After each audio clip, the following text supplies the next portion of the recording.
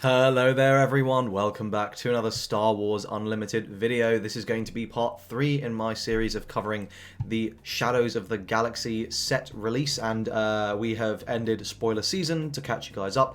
Everything has been revealed, we are post NDAs, so as far as I understand it's totally okay to talk about these. Fantasy Flight haven't let me know that they're not, so let's go ahead and get into it with all of the red cards, all of the aggression cards in the set. There's a good chunk to get through, and I think aggression got some really nice stuff in the set. So let's go ahead and jump right into it, and we'll begin with the leaders. So we've got Bosk. This is definitely one of the leaders I'm more excited for in the set. So he has the ability deal 1 damage. You tap him, deal 1 damage to a unit with bounty. You may give it +1/+0 for the phase. So I think this is a really versatile effect because you can either use it to ping down your opponent's units with bounties, or you can use it on your units that have bounties to make them stronger. And just pumps in general are always going to be very strong, especially when this is like, you know, you're not discarding cards or anything, it just costs an action. You can use this over a couple turns, just kill a bounty unit. This is very good. Deploys on 5 as a 4/6, so, you know, baseline, those stats are fantastic. It's not quite Boba, but it's close enough that I think you have to seriously look at it. It's not 4/7, but like, it's fine. When you collect a bounty, you may collect that bounty again. Use this ability only once each round. So once a round, when you collect a bounty, you do it twice. I think this is extremely strong. I think the bounties that Bosk is going to want to collect are going to be fairly limited. So you're going to have to, you know, be careful as to which bounties you like end up putting in the deck. I don't think there's that many very strong bounties, but the bounties that are there that are good are like so good that you'd love to collect them twice. You know, there are in the last video, which you should check out, where we discussed the command cards, there was a bounty that let you search the top 5 or 10 cards of the deck and play out a 3-cost alert for free. So imagine you do that with Bosk. For 1, you basically play 2 things out for free on the flip turn. Super strong. I think that this is a really powerful leader. It's definitely one of the ones that I'm most excited for going into set 2. One I really want to experiment with.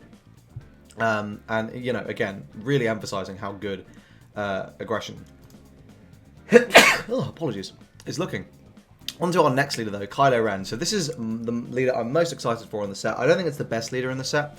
I think that, honestly, I'm not convinced that this leader is going to be that strong in set 2, but I think this is a leader that is just going to get better with every single set of support. I think they've been very careful with how many cards they've actually given this deck that like directly synergize with it. I think there's a lot of different ways it can go. So let's firstly talk about it. So you tap it, discard a card, and pump a unit by +2/+0 for the phase.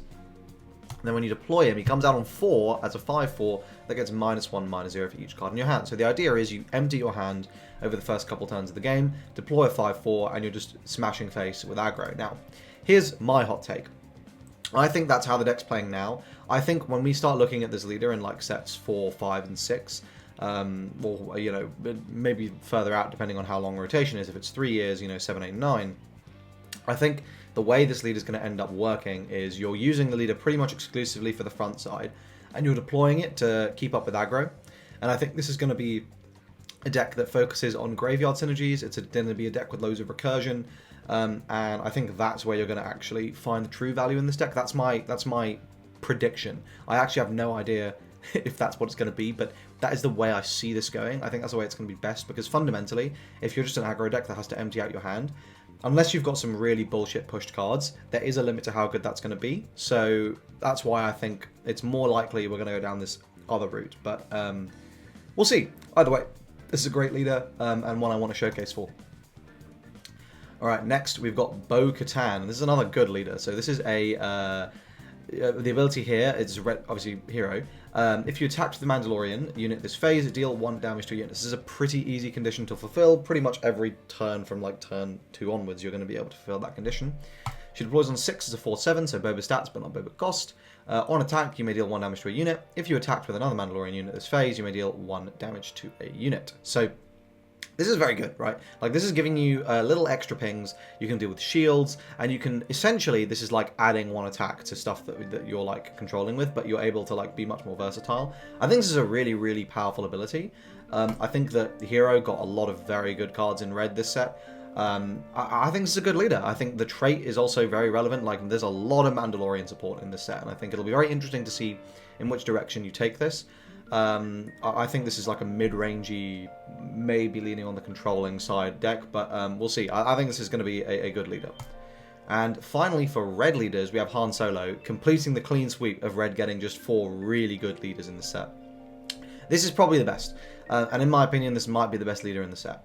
So this is an action to play a unit from your hand. It costs 1 less, and you deal 2 damage to it.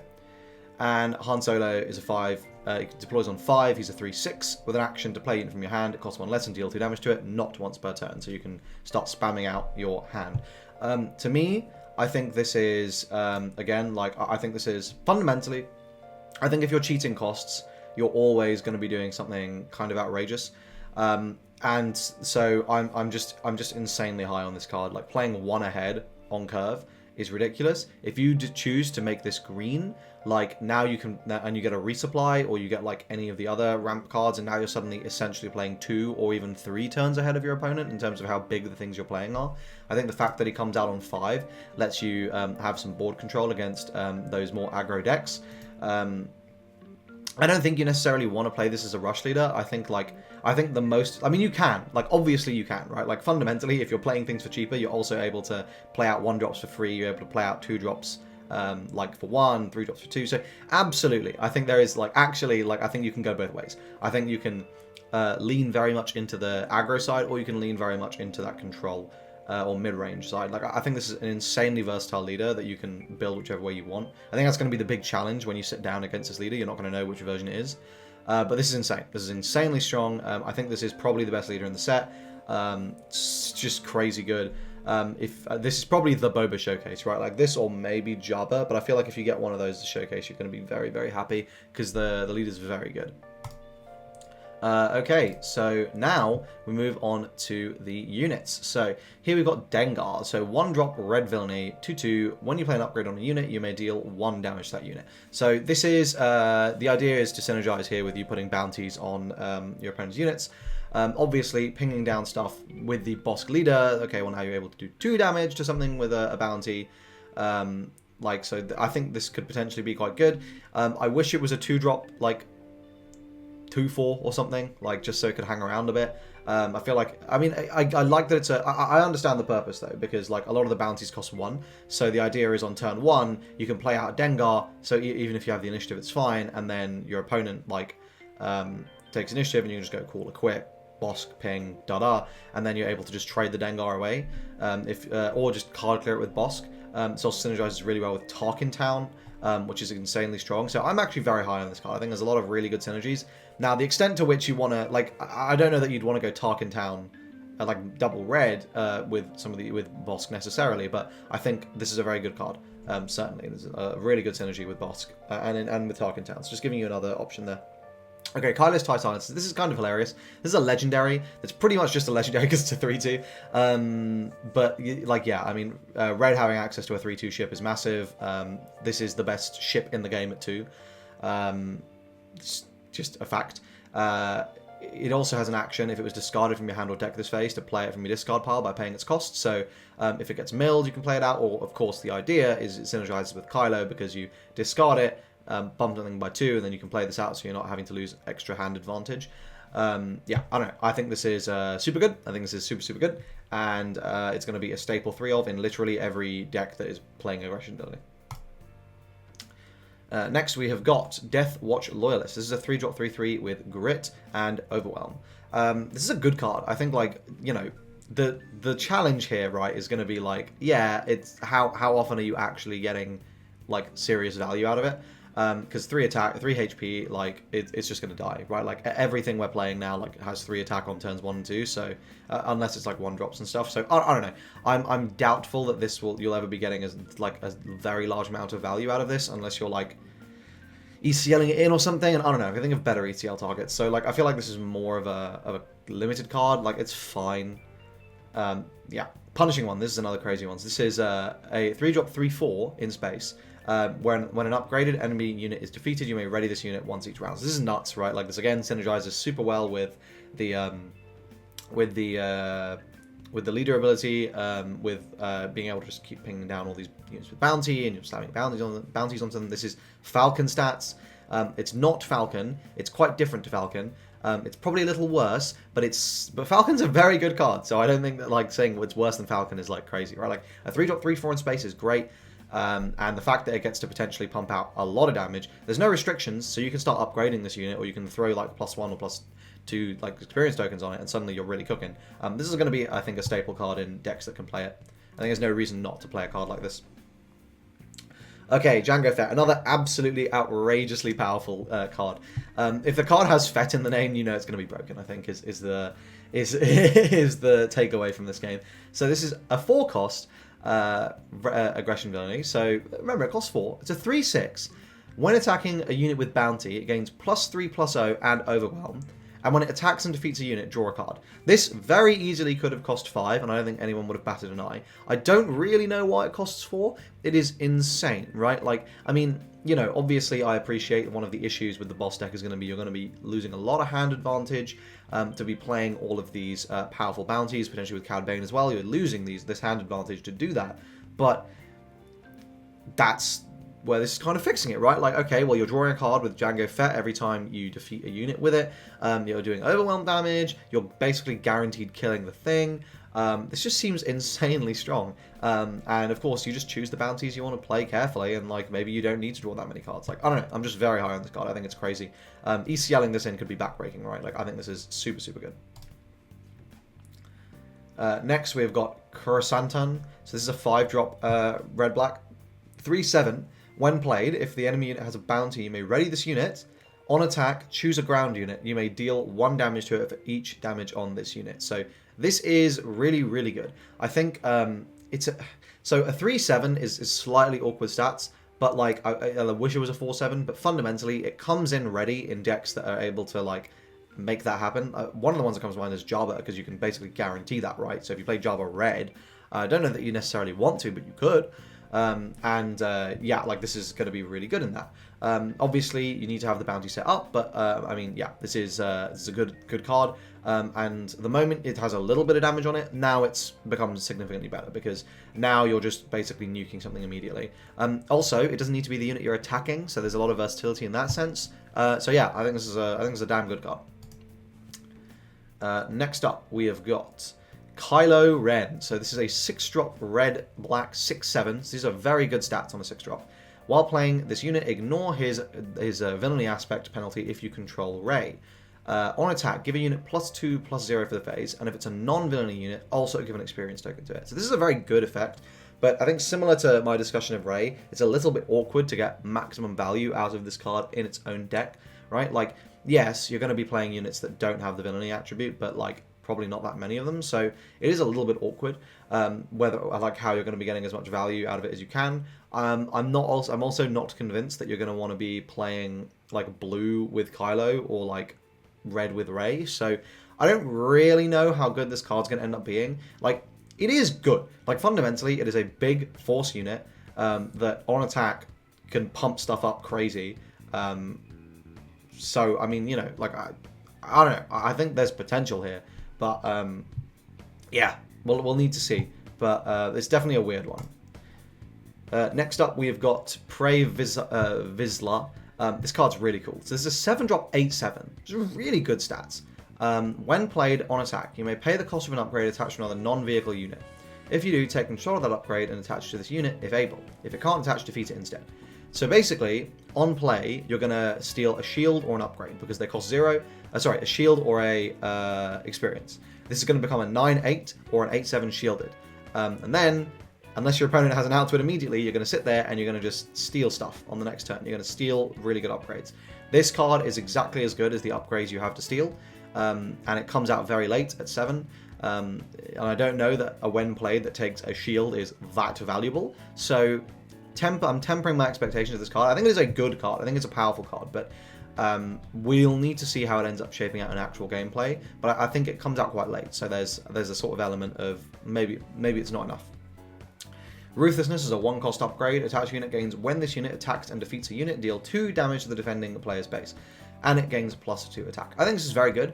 I think in particular this is just great to slap onto your leader. Like this on a Bosk leader, making Bosk a 6/6 that when it defeats a unit you deal 2 damage to the defending player's base and you're claiming bounties twice is going to be absolutely crazy. I think this is a very, very powerful card. You know, coming in for 1 on an upgrade is always going to be pretty solid. And again, or another one is, right, you slap this on Django Fair. Oh my god. Swinging 8/6 into bounties, overwhelming, and then burning 2 damage to the player's base in addition, and then drawing a card could be nuts. So, yeah, I think this card's pretty decent. Next, we got Give Into Your Anger. So this is an interesting card. Deal 1 damage to an enemy unit. Its controller's next action in this phase must be an action. It must be an attack action with that unit. If able, it must attack a unit if able. I didn't see people think this card was good. I'd completely disagree. I think this card has very, very powerful potential. And the reason for that is it can... So they're often... You will very often find yourselves in situations where, like, your opponent just, like, has game on board and you have no way to disrupt it and they just need to turn their card sideways and go for your base. Or earlier in the game, where they need to take, like, you know, actions in a certain order to get maximum value. But you can imagine a scenario where, actually, if you just go, oh, well, that unit, if I deal 1 damage to it, it will attack into my unit, it will die, my unit will stay alive, and your opponent sort of, like, has to do that. So it's kind of like removal, but, like, you get the turn back immediately in those situations. So, I don't know, maybe this is cope, but I think this card's pretty good. I think we're going to have to experiment with it, and we're going to see what happens, but I'm quite high on this card. Like, I think there's a lot of potential here. Like, fundamentally, when you're manipulating your opponent's actions, I mean, forcing your opponent, a unit to attack another unit, could be really, really good. Now, of course, limited utility, because you can't force the unit it attacks, but still. We'll need to see where this ends up going, but I think there's potential here. Next, we have got Headhunting. So this is a 2-cost event that you attack with up to 3 units. They can't attack bases, and each bounty hunter that gains +2/+0 for the attack. I think this is an interesting card. I'm doubtful it will ever be good enough to actually see play. If it could attack bases, maybe a different conversation. Okay, onto the hero side. So here we got Ketsu Onyo. This is a 3/2 2-drop with Saboteur, and when it deals combat damage to a base, you may defeat an upgrade that costs 2 or less. I think this is a fantastic card. Great stats. Great traits, like really, really good traits. Good ability text. I think it's just going to see a lot of play. Next, we've got Cassian Andor. This is a 3-drop 3/5 with Smuggle for 5, and if played with Smuggle, you ready this unit. I don't really know how much I can say on this. That isn't like super obvious, but this card's like really good. Being able to have a 3-drop 3/5 finally in red is of course going to be like a very welcome addition to the deck. But on top of that, like on top of the 3/5, you're also getting like a fire spray sort of like, but like, you know, late game when you just need to deal some damage, so it just comes in ready, and then if you have the 6th resource, you know, you can, or what I mean, like, you know. It's going to be hard to pump this, but like fundamentally, like there's so many situations just a little bit of extra damage is just needed, and you can just play out Cassian from your resource row and bang, off he pops. This also feels really good to open 2 of, because you can very guilt-free like resource 1. Yeah, I don't know, this is insane. I think this is a staple 3 of in literally every deck that can play it. This card's bad in my opinion. Koska Reeves, this is a 4/5 with on attack. If it's upgraded, you may deal 2 damage to a ground unit. I think the stats are fine. Like they're decent, but it's a little bit too slow. Is my feeling. Like it's not enough value when you actually get to attack with it. Like I compare this to a card like to a guy like Django Fett, right? Like that card is slow, but like my god, it gives you so much value when it demands an answer, right? Like your opponent, and it's out of takedown range, so your opponent has to answer it in some way. Whereas this card they do not. So yeah, I don't know. Not super hot. Poe Dameron though, oh man. So this is one of those cards that that Sabine players are going to really love. But this is just, every deck that can play this I feel like is playing it. It's a 5-drop 6/6, so it's just got very good stats already. On attack, discard up to 3 cards from your hand. For each card discarded this way, deal 2 damage, choose a different option. Deal 2 damage to a unit or base, defeat an upgrade, an opponent discards a card from their hand. So all of these are amazing. Defeat an upgrade is probably the most situational, and the other 2 are just generically insanely good. The obvious synergy here is you play this in ECL Sabine, and you ECL in on turn 5 and discard a card, burn your opponent for 2. you get to smack something for 6, and now they got a 6/6 to deal with. Like, yeah, I don't know, this is crazy. This is insanely good. Probably going to be one of the more expensive legendaries of the set.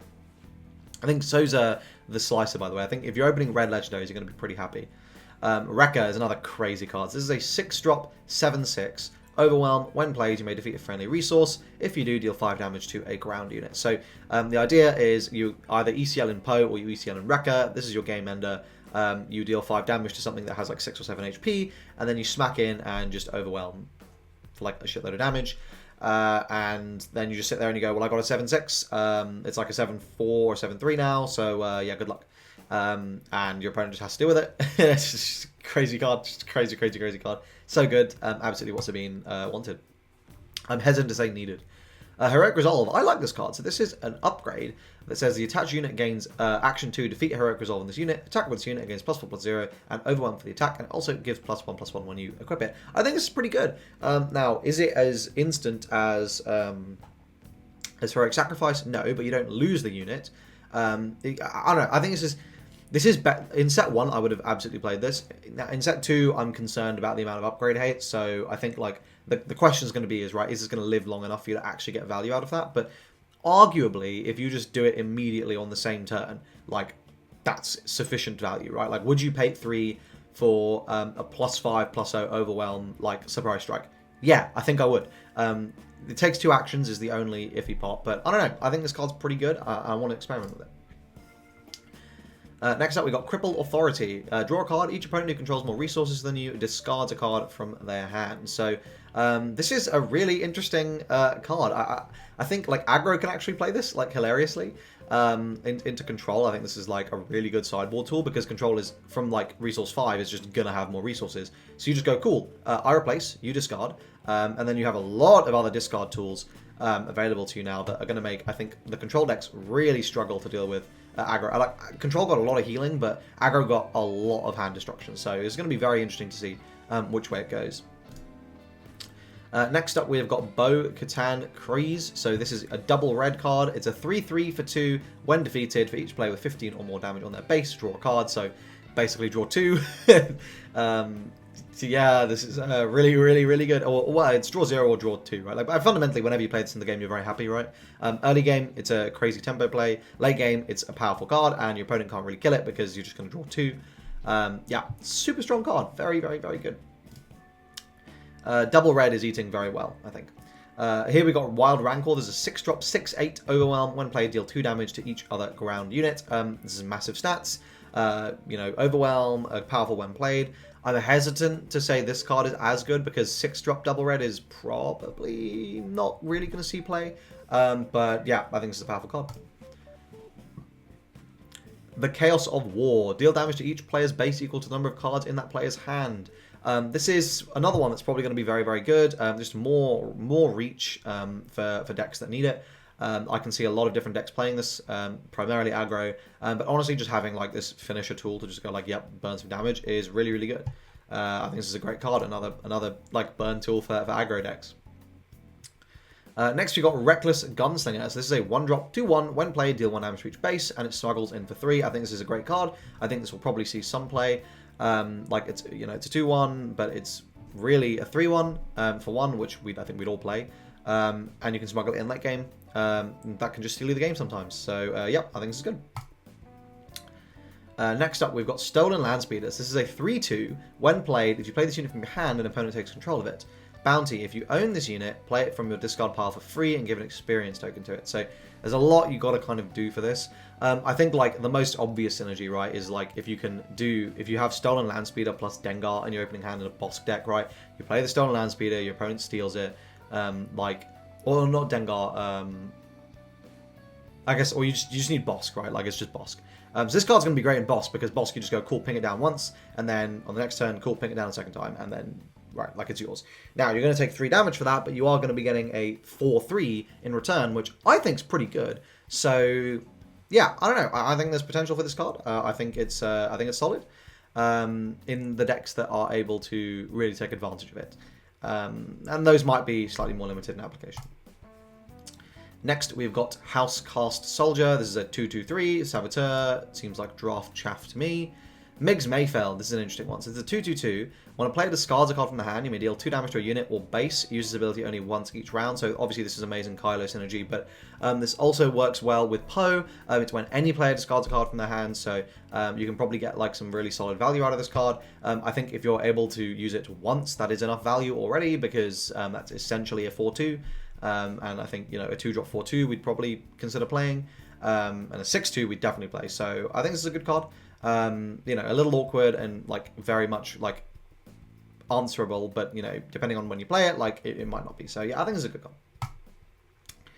Next we got Rokar Gunship. This is a 2/2/1. When defeated, deal 1 damage to a unit or base. This is decent, but I think the 2-drop, so you're probably not playing this because your 2-drop ships are already spoken for between the generic ship and the TIE Silencer. I think, or then like Hero has like A-Wing plus the generic ship, so I don't think you're ever playing this. Unlicensed Headhunter. This is a 2-drop 3/2 Saboteur, and again there's another one, with when this unit's exhausted against bounty, heal 5 damage from your base. So obviously, downside is if your opponent's able to answer this, then they are going to heal 5 while it's exhausted. The upside is you just like don't attack with it until the end, until your opponent's passed basically, or they can't answer it. And that's probably quite easy to do. You can, you know, decks like Sabine are definitely going to be able to have enough actions. So, I don't know, I think this is pretty good. I think this is a powerful card. And certainly, like, it's more in contention than the previous. Clan Challenges, a 5-drop 3/6 with Raid 3, and while this unit is upgraded against Overwhelm, I think this is Draft Chaff. Probably, like, very unlikely to be good enough to actually see play. IG-11, 6/5 for 5. If this unit would be captured, defeat him and deal 3 damage to each enemy ground unit instead. On attack, you may deal 3 damage to a damaged ground unit. So, on attack, Tarkin Town, it's a 5/6/5, so good stats, pretty good stats, and it can't be captured. The extent to which that first ability, well, it can, but, you know, the extent to which that first ability matters, I think will be, you know, we'll have to wait and see. But I think this is a good card in principle. You know, like dealing 3 damage to damage ground units, really nice control. You know, I think bounty decks are probably going to like it. It's going to be a very threatening card. 6 attack is really good. Yeah, I like this card. I think it's good. Next up, we've got Covetous Rival. I should say, in Boss, the card's crazy because you can upgrade something, you know, Boss ping that something, and then IG-11's on it. Covetous Rivals is a 5/5 with Grit, and 1 paid on attack. You may deal 2 damage to a unit with Bounty. I think this is decent. I'm not convinced. For 6, it's quite expensive, but I think the text is nice, so we'll need to see how good it ends up being. And then we got our last legendary, Crate Dragon, a 9-drop 10/10 Overwhelm. When an opponent plays a card, you may deal damage equal to that card's cost to their base or a ground unit they control. So obviously, if you actually manage to play this, like, it's probably closing out the game. Whatever removal your opponent plays for it, they're taking 5 damage to their base anyway. So you've basically like been able to burn 5 at all stages of the game. That's going to be pretty good. If this actually lasts, that's crazy. You can have more than one of them out, though I don't know when that situation is going to occur. Yeah, this is just a textbook, like, well, if you make it happen, you deserve the win, right? Like, if you actually land this, like, you're probably winning. Okay, upgrades now. Guild target, attaching against bounty, deal 2 damage to a base, or if it's unique, deal 3. This is insane. Every deck that cares about bounties, and every deck that cares about like aggro, and every deck that cares about dealing damage to the base, which is all of them. I feel like you just want to play this. Like, this is just free, right? It's cost 0. It turns on a lot of stuff. And yeah, like, I mean, triggering this twice off boss, for example, just burn 6 to a base is crazy, right? Like, that's so good. Hotshot DL44 Blaster. So this is a secret yellow card, actually. So a 1-drop +2/+0, I think, like, it's good. We've seen that's, you know, that's not bad. But the real utility here is when you smuggle it in, and then it's a +2, and then like a surprise strike. It's an upgrade that hangs around. So yeah, this is very, very good, but better in yellow than it is in red. Then we've got Arm to the Teeth. This is a +2/+0. Attach unit against on attack. Give another friendly unit +2/+0 for the phase. So this is a +4/+0. If you can make that happen. We'll need to test this out because if that happens very consistently, this is going to be insane. But, you know, aggro decks, like, you're then having to dedicate your resources to playing upgrades instead of playing units, and you really want to do that in an aggro deck. So my inclinations is probably not going to be fantastic. Deathmark, 2-drop. Attach unit against bounty. Draw 2 cards. I think this is terrible. Vambrace Flamethrower, 3-drop +1/+1. Attaching against on attack, you may deal 3 damage divided as you choose amongst enemy ground units. I think this could be very good. We're going to have to see. I think there is potential. I think there's definitely potential for this card, but It's a very expensive upgrade. And, like, you know, when you're in the realm of, like, lightsabers, which you are with this card, I'm always going to be a little, like, hesitant to, like, say, oh, yeah, you should be doing this, right? Then we've got Daring Ray, deal 2 damage to a unit or base. More burn damage. This card's very good. You know, if it comes up, like, and ends up deserving to see play, then it's going to see a lot of play. Desperate Attack, attacks with the damage unit, gains +2/+0 over the attack. I think the biggest issue with this is going to be the damage unit part, but, you know, you're always going to be able to probably make that happen with leaders. If this had Smuggle, I think I'd be much higher on it, but the fact that it doesn't is a little, you know, it's too situational, most likely. Detention Block Rescue, deal 3 damage to a unit. If that unit is guarding any captured cards, deal 6 damage instead. I feel like you're probably just not playing this. I don't think it's good enough. Pillage. Choose a player that you discard 2 cards from their hand. This is going to be a sideboard card against every control deck. Then we got Bravado. If you've defeated an enemy unit this phase, this costs 2 less. Ready a unit for 3. So obviously, if you're readying like a massive thing, like this is crazy value, you're able to do a load of extra damage, but you need to have defeated an enemy unit this phase. So I don't know. I'm iffy on this card. We'll need to try it out. My inclination is it's probably not fantastic though. That's what I would assume. Okay, so sorry, that's a yellow card. We're not quite done yet. We just got a couple more cards here. So firstly, we've got Heroic Renegade, which is a 2/3 with grit for 2. I mean, with Harn, it's a 4. It's a 4/1. You can play for 1, which is good. So maybe in Harn it's decent, but outside of that, I don't think it's great. Hunting Nexu is a 4/4/4. While you control another red, it gains raid 2. A 4/6/4 is definitely good enough to see play, but I don't know. It seems more draft chaffy to me. Not really good traits, and it's overly synergistic, I think. Trandoshan Hunters is 6/4 for 5 with Overwhelm, and when played, if enemy has a bounty, give an experience token to this unit. This seems very good. A 7/5 for 5 with Overwhelm. I think we would play that card. So, yeah, especially if you can ECL it in, just like kill a leader, like kill almost every leader in the game, like on that turn. I think this is a good card. I think Trandoshan Hunters is probably the the Steadfast Battalion of the set. But that being said, Steadfast kind of does the same thing as long as you have a leader, but you don't have to have a leader out for this one. I think that's the big thing. You don't need to like get your leader out to get the value. You just need to have a bounty, and there's 0-cost bounties you can play. So yeah, I'm pretty high on that card. I think it's good. Next up, we have got Galvian, Antagonizer. This is a 2/3 for 1 Saboteur bounty draw card. It's very good for a 1-drop, but you know, I'm generally not a massive fan of playing a lot of 1-drops. Unless the deck like can really take advantage of them. Then we've got a 3-drop 4/4 with a bounty, deal 2 damage to a unit. I think this is pretty good. Might actually see play. You probably don't care too much about that bounty. Then we've got Valiant Assault Ship. This is a 4-drop 3/4 with Saboteur, and on attack, the defending player controls more resources than you. It gains +2/+0 over this attack, so it becomes a 5/4. I think it's probably not worth playing, but it's okay. Desperado Freighter, I think, is the last card. It is, and this is just a 5-drop 5/6. So there we go. That is all of the red cards from Shadows of the Galaxy. I hope you guys found this video useful. If you did, please do like the video, subscribe to the channel for more Star Wars Unlimited content. Are you guys excited for this set? I know I am. Let me know which leader you think is the best in the comment section down below, and stick around for the final one of these videos, which is going to be Cunning, and then there'll be a tier list, and in that tier list video, I think I'll also do the generic cards and the hero and the villainy cards, and then it's time to start cooking. Some decks. So stay tuned for those. Subscribe. I've got a case, so I'll be doing a case opening live stream as well on release day. So look forward to that too. And yeah, thanks for watching, and I hope to see you guys in the next one. Cheers.